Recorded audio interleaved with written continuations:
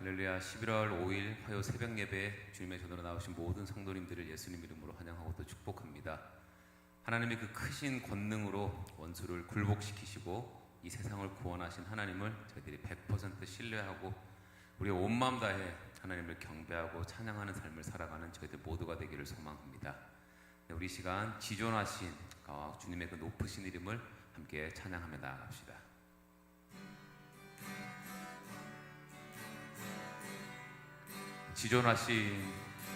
지존하신 주님 이름 앞에 모두 무릎 꿇고 다 경배해.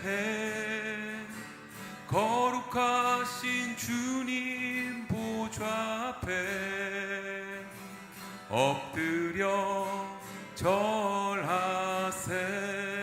지존하신 주님 이름 앞에, 지존하신 주님 이름 앞에 모두 무릎 꿇고 다 경배해. 거룩하신 주님 보좌 앞에 엎드려 절하세.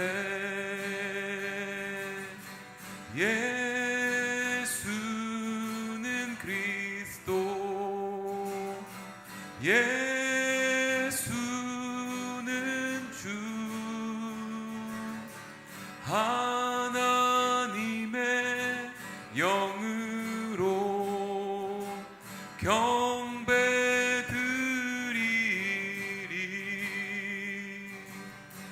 지존하신 주님 이름 앞에 모두 무릎 꿇고 다 경배해. 거룩하신 주님 보좌 앞에 엎드려 절하세. 예수는 그리스도, 예수는 그리스도, 예수는 주, 하나님의 영으로 경배드리리. 예수는 그리스도, 예수는 그리스도, 예수는 주, 하나님의 영으로 경배드리리. 하나님의 영으로, 하나님의 영으로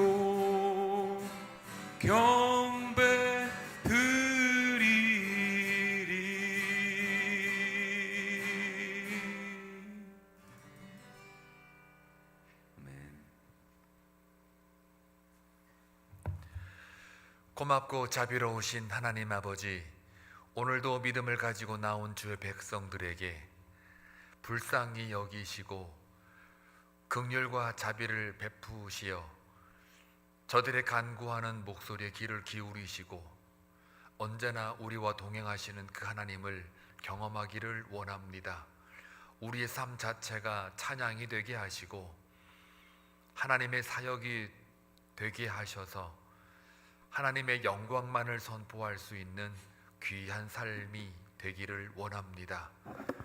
지금 이 시간 태국에서 본 교회에 파견된 믿음의 백성들이 탈북자의 선교를 위하여 그리스도의 마음을 가지고 사랑으로 나누고 있사오니 하나님 그들을 만날 때에 하나님의 위로를 전달하게 하시고 하나님의 복음을 나눔으로 말미암아 그들에게도 영생이 있음을 확인케 하는 놀라운 은혜와 역사가 일어나게 하여 주옵소서.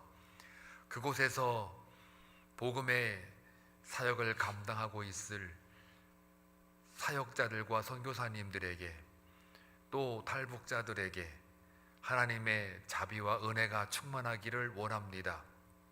지치지 않도록 하나님께서 모든 여정을 눈동자처럼 지키시고 인도하여 주옵소서.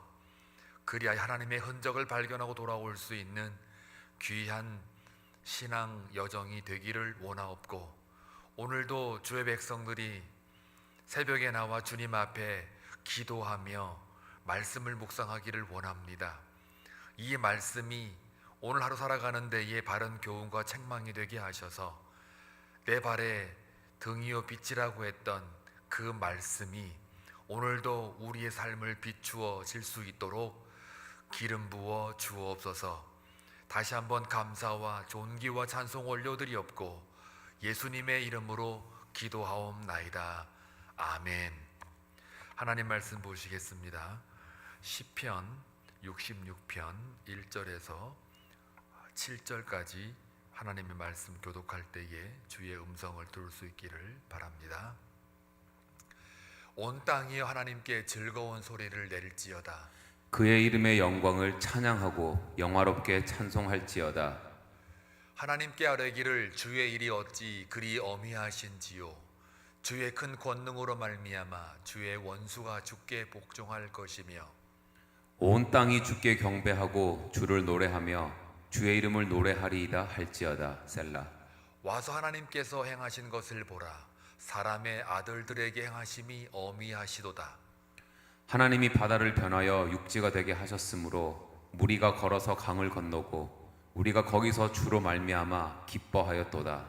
다 같이 그가 그의 능력으로 영원히 다스리시며 그의 눈으로 나라들을 살피시나니 거역하는 자들은 교만하지 말지어다.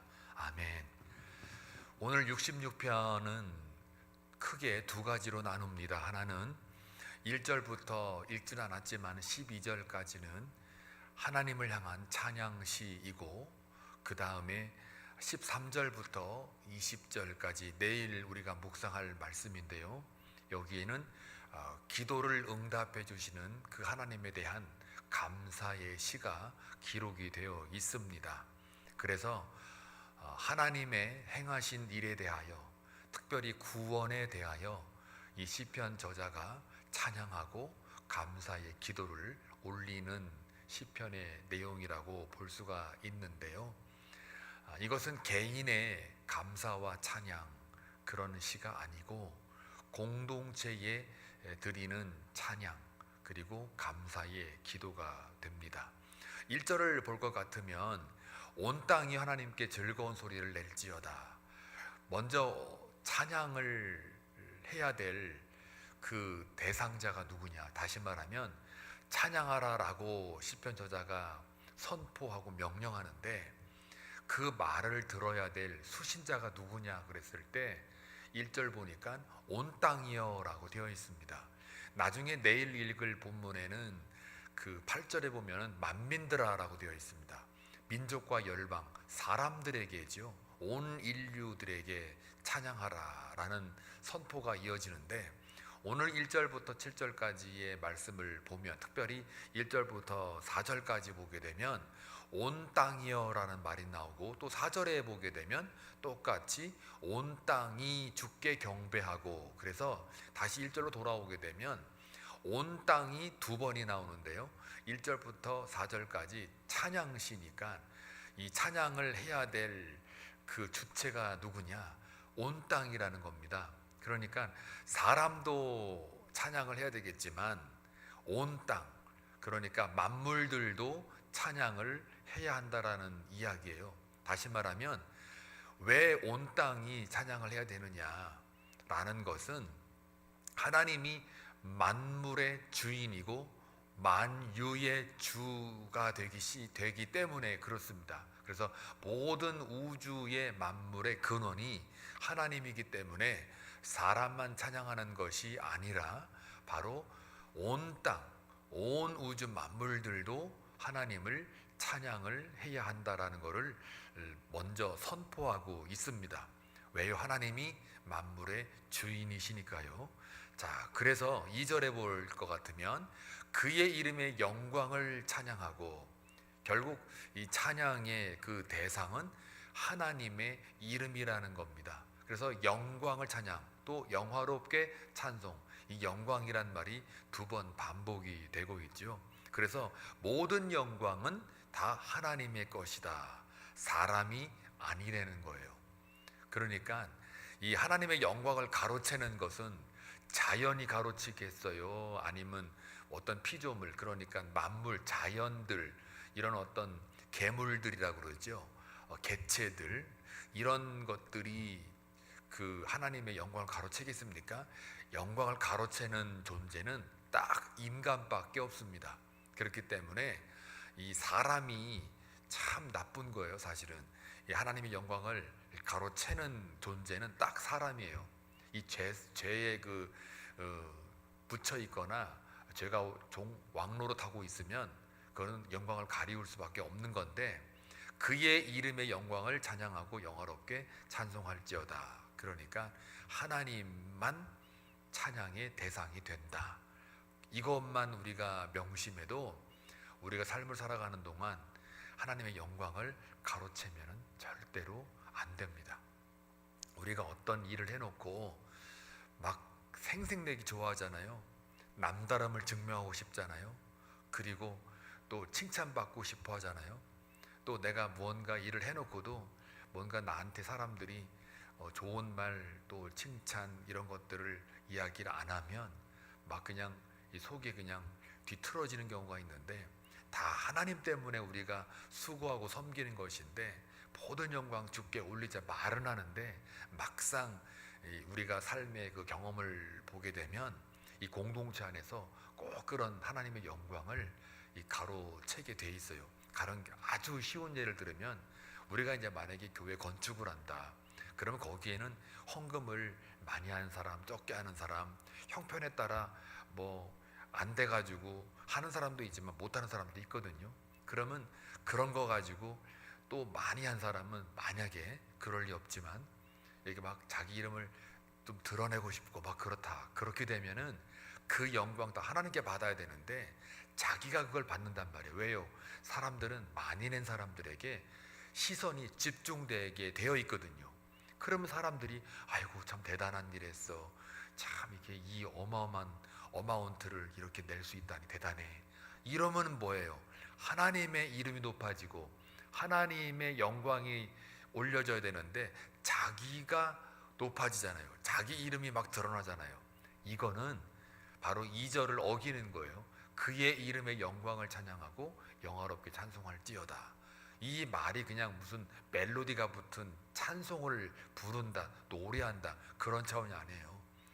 찬양은 하나의 노랫말 가사도 되긴 하겠지만 우리의 삶이 어디로 향하고 있는지, 우리의 존재 가치가 누구를 나타나게 하기 위해서 살아가고 있는지, 이것만 분명히 하고 분별하면 모든 영광이 내가 아니라 하나님께로 향할 수 있다라는 이야기입니다. 사람들이요, 자기의 묵상을 많이 하면 그거는 나중에 가서는 하나님의 영광을 가리우게 돼요. 하나님을 더 묵상을 해야 된단 말이에요. 그래야 그게 하늘의 보화를 쌓는 일이지, 자기를 묵상을 많이 하거나 자기가 드러나는 일들이 발생하게 되면, 그래서 그게 영광을 가리우는 것인데, 그래서 저도 목회하면서 여러분들에게 가끔 건축원금 이렇게 밝히지 않고 그냥 쭉 무덤덤하게 말없이 가는 이유는, 혹여라도 하나님 앞에서는요 10불을 했든 100불을 했든 1000불을 했든 다 똑같아요. 다 하나님의 영광이거든요. 근데 많이 한 사람들이 연약하니까 그에게 시선이 갖게 되어 있어요. 그러면 우리도 모르게 그 사람이 영광이 막 올려지는 거예요. 하나님은 고사하고. 자, 이걸 우리가 주의를 해야 됩니다. 저렇게 그의 이름의 영광을 찬양하고 영화롭게 찬송할지어다. 이게 말은 쉬워도 우리 삶에 적용할 때는 굉장히 쉬운 일은 아닙니다. 그래서 이게 항상 말씀을 묵상하고 기도 가운데 하나님의 뜻을 구하는 이유가 바로 오직 하나님의 이름만 영광이 올려지게 하기 위함입니다. 자, 3절을 볼 것 같으면은, 하나님께 아뢰기를 주의 일이 어찌 그리 어미하신지요, 주의 큰 권능으로 말미암아 주의 원수가 죽게 복종할 것이며. 여기서 보니까 하나님께 아뢰기를 우리가 기도하잖아요. 그럴 때 주의 일이 어찌 그리 어미하신지요. 주의 큰 권능, 주의 일과 주의 큰 권능, 이거를 경험하지 않고는 우리가 이 제대로 된 찬양을 드릴 수가 없어요. 우리 삶에 고난이 있는 이유는 그 고난을 통해서 우리를 힘겹게 하고 살기 어렵게 만들기 위한 것이 아니라, 고난이 있어야 하나님을 찾게 되고 하나님을 바라보게 돼요. 그거 참 희한해요. 근데 우리가 너무 연약하고 그러니까 고난이 없으면 절대 우리는 하나님 찾지를 않아요. 이스라엘의 역사를 통해서 구약과 신약으로 이어져 오면서 그 역사를 통해서 우리는 봤어요. 검증도 하고 또 수많은 사건들을 통해서 우리는 알고 있어요. 그러니까 우리 삶 속에 고난이 주어지면 그 고난 끝머리에 하나님은 여전히 우리를 만나 주시길 기다리고 있다. 그래서 인생이 광야 같다고 그러는데, 그게 어쩌면 영적으로 볼 때는 그게 우리한테는 큰 복입니다. 왜요? 하나님과의 관계가 계속 지속되니까요. 광야에서 하나님과의 관계가 지속되기 때문에 광야가 우리한테는 복이에요. 만약에 광야가 아니고 있을 거 다 있고 잘 거 다 있고 누릴 거 다 있으면 과연 우리는 하나님을 찾을까요? 글쎄요, 저는 찾지 않는다고 봐요. 왜요? 성경이 그렇게 이스라엘 역사 속에 증명해 주었기 때문이에요. 그래서 구원을 얼마나 내가 감격하느냐, 얼마나 내가 하나님의 권능을 경험하느냐, 이거에 따라서 우리가 찬양할 수 있을 수 있고 또 그 찬양이 약해질 수가 있다는 거예요. 왜 우리가 찬양을 해야 됩니까? 모든 생명의 근원, 그게 하나님이 원형이니까요. 우리는 그림자에 불과해요. 그림자는 원형, 우리 본체가 사라지면 그림자도 사라지게 돼 있어요. 그렇기 때문에 그림자는 언제나 본체를 따라가게 돼 있는데, 우리 생명의 존재의 본체는 하나님이에요. 그러니까 우리가 하나님을 바라보게 될 수밖에 없어요. 이게 어떤 책임이나 의무나 무슨 비장한 사명으로 가는 게 아니고 자연스러움이에요. 실존적 자연스러움. 그게 바로 우리가 하나님을 바라보게 되는 그 존재라는 것.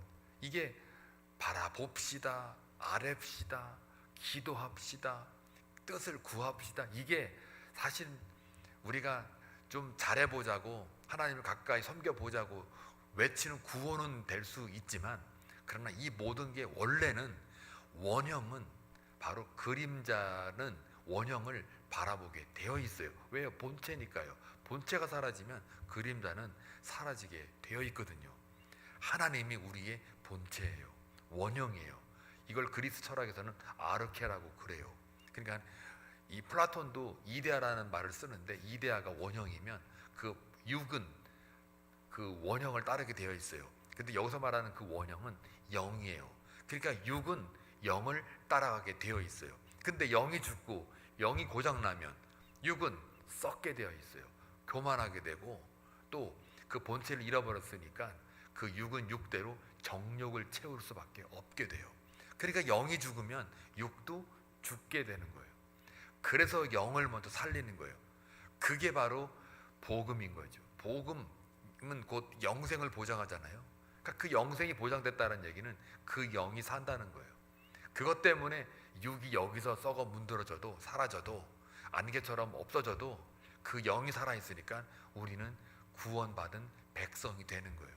그래서 우리가 육을 입고 살지만 영을 쫓아가고 계속 그것을 바라보고 있는 이유는 바로 하나님의 그 생명이, 근원이 바로 우리의 영의 근원이기 때문에 그렇습니다. 그래서 우리가 찬양하는 거고 노래하는 거고 즐거운 소리로 우리가 외치는 까닭입니다. 그래서 그렇게 사는 인생이 바로 하나님의 통치를 받는 거예요. 그래서 하나님의 나라, 하나님의 통치를, 하나님의 왕되심을 찬송하며 나아가는 거예요. 그렇게 살다 보면 하나님께 우리가 자랑하면서 가는 거예요. 하나님이 하신 일을 자랑하는 거예요. 자, 그래서 이 4절에 보니까 온 땅이 주께 경배하고 주를 노래하며 주의 이름을 노래하리이다 할지어다. 온 땅을 또 얘기하죠. 예, 같은 말이에요. 1절하고. 자, 그래서 5절에 보면은 와서 하나님께서 행하신 것을 보라. 사람의 아들들에게 행하심이 어미하시도다. 이 사람의 아들들에게 행하심이 어미하다. 뭘 했다는 거예요? 6절에 자세히 나오죠. 이스라엘 백성들의 역사예요. 하나님이 바다를 변화해 육지가 되게 하셨으므로, 이거는 이스라엘 백성들이 애굽으로부터 나와가지고 홍해를 건넌 것, 바다가 갈라진 걸 가리켜요. 그리고 무리가 걸어서 강을 건너고 광야를 거쳐서 이제 요단강 앞에서 강이 말라버린 것, 그래서 건너간 것, 이거를 가지고 우리가 거기서 주로 말미암아 기뻐하였다. 여기 공통점이 하나 있죠. 바다를 변하여 육지가 되겠다라는 이 홍해 사건과 무리가 걸어서 강을 건넜다, 이 사건이 요단강 건너간 사건인데, 이 홍해와 요단강의 공통점이 뭐예요? 모두가 다 이스라엘 공동체의 구원을 상징해요. 우리로 말하면은 우리가 지금 개별적으로 예수 그리스도를 통하여서 구원을 받은 것과 같은 거예요. 그리고 영생 복지로 들어간 것과 이스라엘 백성들이 요단강을 건너서 홍해를 건너서 드디어 가나안 복지로 들어간 것과 같은 거예요. 그러니까 이스라엘의 공동체 얘기하는 말이죠. 이스라엘 공동체가 하나님을 찬양할 수 있는 그 근거는 뭐냐? 하나님이 이스라엘 백성들, 곧 자기 백성에게 행하신 그 일, 그게 뭐예요? 구원인 거예요. 구원을 통해서 우리가 어떻게 해요? 그의 이름을 높이며 찬양하는 거예요. 그러니까 찬양이라고 하는 말 속에는 뭐가 있어요?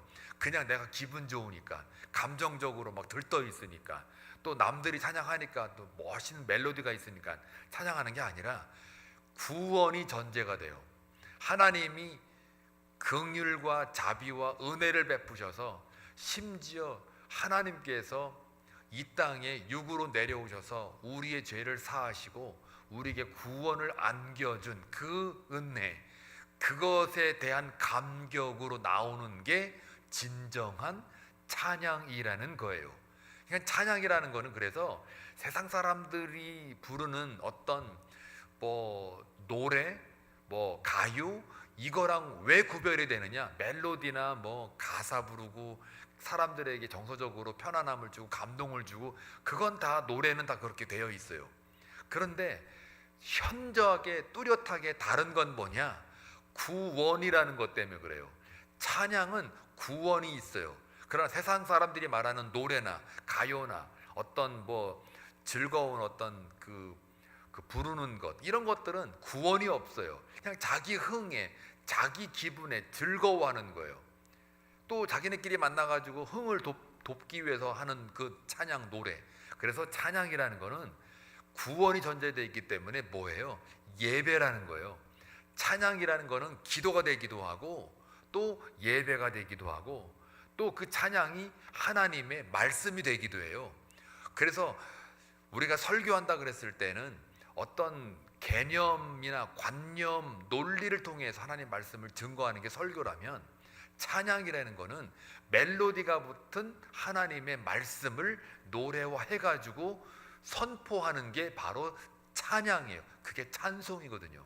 그러니까 찬양대가 만약에 여기서 찬송을 하고 성가대가 이렇게 특별송 준비해가지고 찬양하잖아요. 그러면 그 찬양이 단순히 우리 귀를 즐겁게 하라고 하는 게 아니라, 바로 멜로디가 붙은 하나님의 말씀이 우리 성도들에게 선포되어지고 들으라 하고 하나님을 나타내는 거예요. 그게 찬송이고 찬양이에요. 여기서 강단에서 우리가 말씀을 증거할 때 들으라 이스라엘아 라고 외칠 때, 개념이 붙은, 논리가 붙은 논리적인 구성을 가지고 하나님의 말씀 선포하는 것과 똑같은 거예요. 그래서 찬양은 반드시 뭐가 있어야 돼요? 하나님이 행하신 그 구원에 대한 감격에서 나오는 고백이요, 찬송이 되는 거예요. 간증인 거죠. 또 동시에 하나님의 살아있는 말씀이 선포되어지는 것을 찬양이라고 하는 거예요. 그래서 우리가 이 주일마다 이 앞에 나와가지고 찬송하지 않습니까? 그때 그냥 막 띵까띵까 하는 게 아니에요. 싱얼롱 그런 게 아니란 말이에요. 하나님의 이름을 높여드리고 동시에 그 멜로디가 붙은 하나님의 말씀을 찬송이라는 틀 가지고 찬양이라는 구조를 가지고 우리의 신비에 선포하는 거예요. 하나님의 말씀을 선포하는 것. 그래서 찬양 속에 힘이 있는 거예요. 그게 영적인 파워가 있는 거예요. 거기서 은혜 받고 거기다가 말씀까지 선포가 되어지면 이게 전인적인 인격이 변화되는 거예요. 그래서 이 찬송은, 찬양은 반드시 구원이 전제가 되어진다, 그겁니다. 자, 그래서 마지막으로 이렇게 보게 되면 7절에 그가 그의 능력으로 영원히 다스리시며 그의 눈으로 나라들을 살피시나니 거역하는 자들은 교만하지 말지어다. 이 찬송하라 하고 행하신 일에 대한 홍해 이야기하고 요단강 이야기하다가 이제 마지막에 왜 그의 눈으로 나라를 살피시나니 거역하는 자들은 교만하지 말아라. 왜 그럴까요? 찬양의 반대는 비방이 아니에요.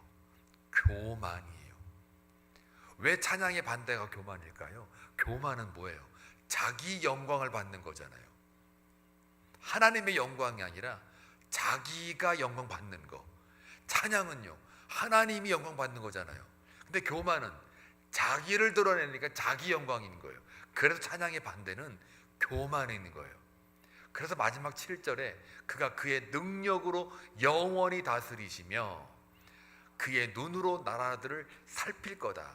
하나님이 다 와칭아웃 할 거란 말이에요. watching your back, 딱 본단 말이에요. 보고 있는데, 그러니까 너희들은 이거를 거역하지 말라 이거예요. 거역하는 자들은 다 교만한 자다. 그런 교만한 자, 자기 영광을 추구하는 자들이기 때문에 절대로 그들은 구원의 감격을 누릴 수도 없고, 구원의 감격이 없으니까 어떻게 해야 돼요? 찬양도 있을 수가 없다라는 거예요.